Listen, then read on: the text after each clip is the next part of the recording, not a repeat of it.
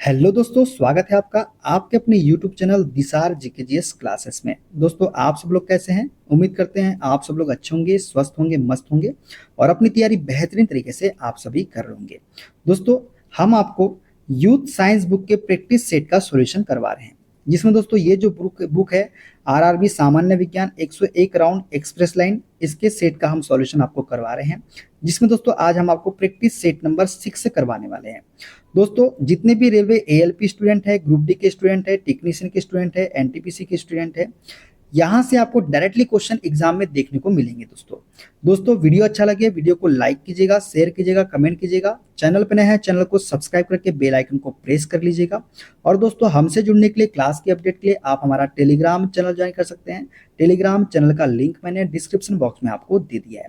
दोस्तों, इन 25 क्वेश्चन में से आप कितने क्वेश्चन सही कर पाए ये भी कमेंट बॉक्स में जरूर बताइएगा, और इससे आपको अपनी तैयारी का पता चल पाएगा।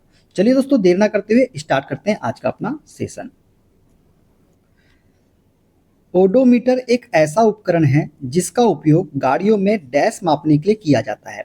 दोस्तों, ऑप्शन ए है दिशा, ऑप्शन बी दूरी, ऑप्शन सी गंध या ऑप्शन नंबर डी गति।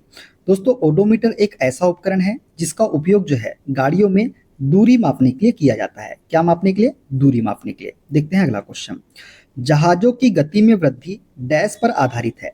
ऑप्शन ए आर्किमिडीज के सिद्धांत पर, ऑप्शन बी फैराडे के नियम पर, ऑप्शन सी फ्लेमिंग के राइट हैंड रूल पर या ऑप्शन नंबर डी न्यूटन के गति के दूसरे नियम पर। दोस्तों, जहाजों की गति में वृद्धि जो है ये आर्किमिडीज के सिद्धांत पर आधारित है। किस पर? आर्किमिडीज के सिद्धांत पर। देखते हैं अगला क्वेश्चन। किसी वस्तु को एक अवतल दर्पण के सामने उसके ध्रुव P और फोकस F के बीच स्थित किसी बिंदु पर रखा गया है। निर्मित प्रतिबिंब डैश होगा। ऑप्शन नंबर ए वास्तविक और सीधा, ऑप्शन बी वास्तविक और उल्टा, ऑप्शन सी आभासी और सीधा और ऑप्शन नंबर डी है आभासी और उल्टा। दोस्तों, किसी वस्तु को एक अवतल दर्पण के सामने उसके ध्रुव P और फोकस F के बीच स्थित किसी बिंदु पर रखा जाता है तो निर्मित जो प्रतिबिंब होगा ये आभासी और सीधा होगा। क्या होगा? आभासी और सीधा होगा। देखते हैं अगला क्वेश्चन। एक अवतल लेंस से 30 सेंटीमीटर की दूरी पर रखी गई वस्तु के द्वारा लेंस से 10 सेंटीमीटर की दूरी पर आभासी सीधा प्रतिबिंब निर्मित होता है। लेंस द्वारा उत्पन्न आवर्धन डैश है। ऑप्शन ए है -1/3, ऑप्शन बी है -3, ऑप्शन सी है 1/3 और ऑप्शन नंबर डी है 3।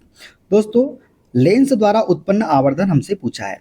दोस्तों, लेंस द्वारा उत्पन्न आवर्धन m बराबर क्या होता है? तो m बराबर v अपॉन में u होता है। क्या होता है? v अपॉन में u।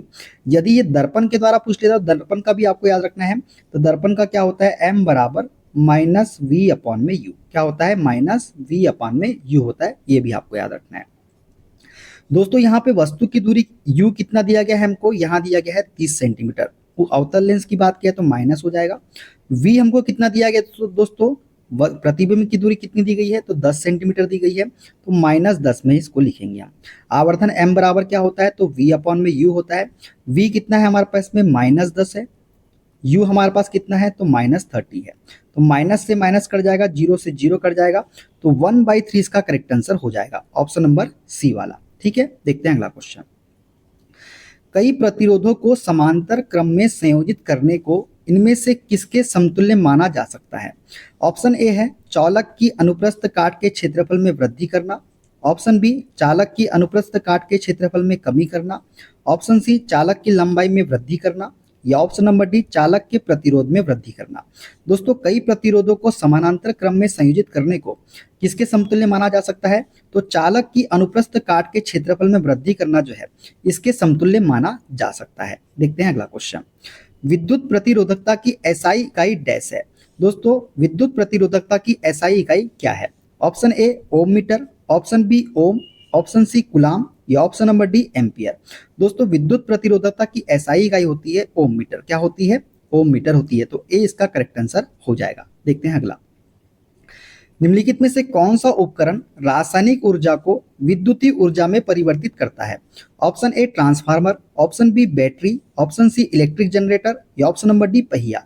तो राइट आंसर हो जाएगा दोस्तों इसका option number B battery. Battery जो है ये रासायनिक ऊर्जा को विद्युतीय ऊर्जा में परिवर्तित करती है। देखते हैं अगला क्वेश्चन। कमानीदार तुला एक उपकरण है जिसका उपयोग सामान्यतः किसी वस्तु पर कार्य करने वाले डैश को मापने के लिए किया जाता है। ऑप्शन ए द्रव्यमान, ऑप्शन बी वेग, ऑप्शन सी बल या ऑप्शन नंबर डी संवेग। दोस्तों कमानीदार तुला एक उपकरण है जिसका उपयोग जो है किसी वस्तु पर कार्य करने वाले बल को मापने के लिए किया जाता है। किसको? बल को मापने के लिए। देखते हैं अगला क्वेश्चन। इनमें से कौन सा ऊतक त्वचा के नीचे और आंतरिक अंगों के बीच पाया जाता है? ऑप्शन ए वसा ऊतक, ऑप्शन बी पेशीय ऊतक, ऑप्शन सी तंत्रिका ऊतक या ऑप्शन नंबर डी उपकला ऊतक। दोस्तों वसा ऊतक जो है ये त्वचा के नीचे और आंतरिक अंगों के बीच में पाया जाता है, तो ए इसका करेक्ट आंसर हो जाएगा। देखते हैं अगला क्वेश्चन। डैश का उपयोग वर्मी कंपोस्टिंग में किया जाता है। ऑप्शन ए फीता कृमियों, ऑप्शन बी गोल कृमियों, ऑप्शन सी केचुओं और ऑप्शन नंबर डी है चपटे कृमियों।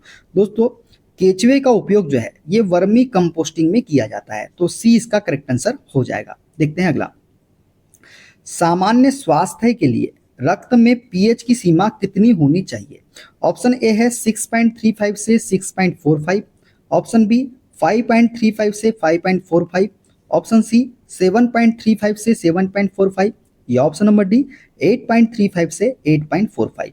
दोस्तों सामान्य स्वास्थ्य के लिए रक्त में पीएच की सीमा जो होती है ये 7.3 से 7.35 से 7.45 होती है, तो सी इसका करेक्ट आंसर हो जाएगा। देखते हैं अगला। मानव शरीर का कौन सा अंग इलियम, श्रोणीखंड और जघनास्थि के मेल से बनता है? ऑप्शन ए जबड़ा, ऑप्शन बी नितंब अस्थि, ऑप्शन सी कपाल या ऑप्शन नंबर डी पाद। तो दोस्तों मानव शरीर का कौन सा अंग है जो इलियम, श्रोणीखंड और जघनास्थि से के मेल से बनता है? तो ये बनता है नितंब अस्थि। नितंब अस्थि इसका करेक्ट आंसर हो जाएगा। देखते हैं अगला। बेरी-बेरी एक रोग है जो डैश की कमी के कारण होता है। दोस्तों बेरी-बेरी एक रोग है जो किसकी कमी के कारण होता है? Option A vitamin A, option B vitamin बी1, ऑप्शन सी विटामिन डी या option number D vitamin C. तो दोस्तों बेरी-बेरी जो रोग है ये विटामिन बी1 की कमी के कारण होता है। किसके कारण? विटामिन बी1 की कमी के कारण। हमारे शरीर में प्रोटीन की कमी से कौन सा रोग होता है? Option A scurvy, option B beriberi, option C rickets या ऑप्शन नंबर डी क्वासी-योरकर।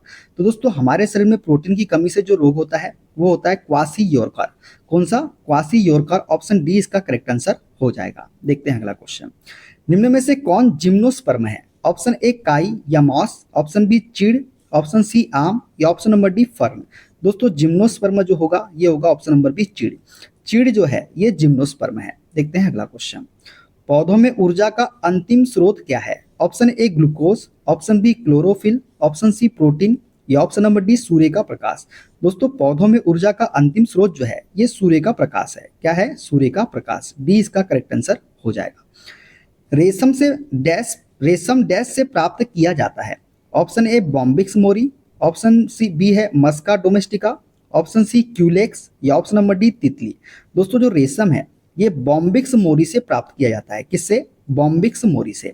तो करेक्ट आंसर हो जाएगा ऑप्शन नंबर ए वाला। डैश द्वारा मिट्टी की उर्वरता में केचुए की भूमिका पर अध्ययन किया गया था। तो किसके द्वारा जो है मिट्टी की उर्वरता में केचुए की भूमिका पर अध्ययन किया गया था? ऑप्शन नंबर ए है JBS Haldane, option B Harold C Urey, option C Stanley L Miller या ऑप्शन नंबर डी है चार्ल्स डार्विन। तो दोस्तों इसका राइट आंसर हो जाएगा ऑप्शन नंबर डी वाला। चार्ल्स डार्विन द्वारा जो है मिट्टी की उर्वरता में केचुए की भूमिका पर अध्ययन किया गया था। देखते हैं अगला क्वेश्चन। लोहे में जंग लगना इनमें से किसका सामान्य उदाहरण है? ऑप्शन ए भौतिक परिवर्तन, ऑप्शन बी ऊष्माक्षेपी परिवर्तन, ऑप्शन सी ऊष्माग्राही परिवर्तन या ऑप्शन नंबर डी है रासायनिक परिवर्तन। दोस्तों लोहे में जंग लगना जो है ये रासायनिक परिवर्तन का उदाहरण है। किसका? रासायनिक परिवर्तन का। देखते हैं अगला। कौन सा तत्व ना तो धातु है और ना ही अधातु है? Option A phosphorus, option B germanium, option C magnesium या ऑप्शन नंबर डी एल्युमिनियम। दोस्तों जर्मेनियम जो है ये ना तो धातु है और ना ही अधातु है। ये क्या है? तो ये उपधातु है। आर्सेनिक भी क्या है? उपधातु है। ठीक है, ये आपको याद रखना है। डैश विद्युतीय तटस्थ और कमजोर सूक्ष्माणु पर परस्पर प्रभाव है। तो दोस्तों ऑप्शन ए है neutrino, option B positron, option C electron या option number D proton.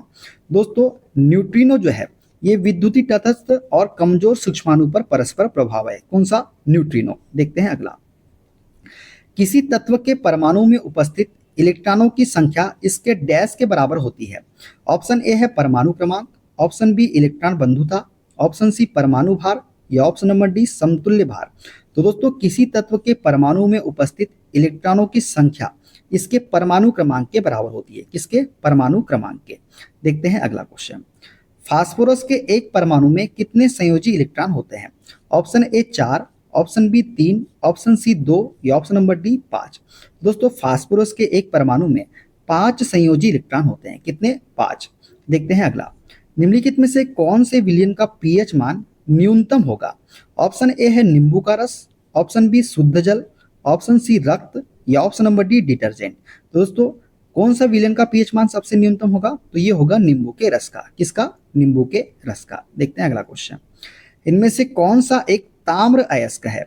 Option A hematite, option B magnetite, option C malachite या ऑप्शन नंबर डी क्रोमाइट। तो दोस्तों ताम्र अयस्क जो है ये हो जाएगा ऑप्शन नंबर सी मेकालाइट। मेकालाइट जो है यह एक ताम्र अयस्क है। तो दोस्तों ये थे आज के सारे 25 क्वेश्चन। वीडियो कैसा लगा कमेंट बॉक्स में जरूर बताइएगा और कितने क्वेश्चन आप सही कर पाए ये भी आप कमेंट बॉक्स में जरूर बताइएगा। मिलते हैं अगले वीडियो में दोस्तों, अपना ख्याल रखिए। Okay bye bye, take care.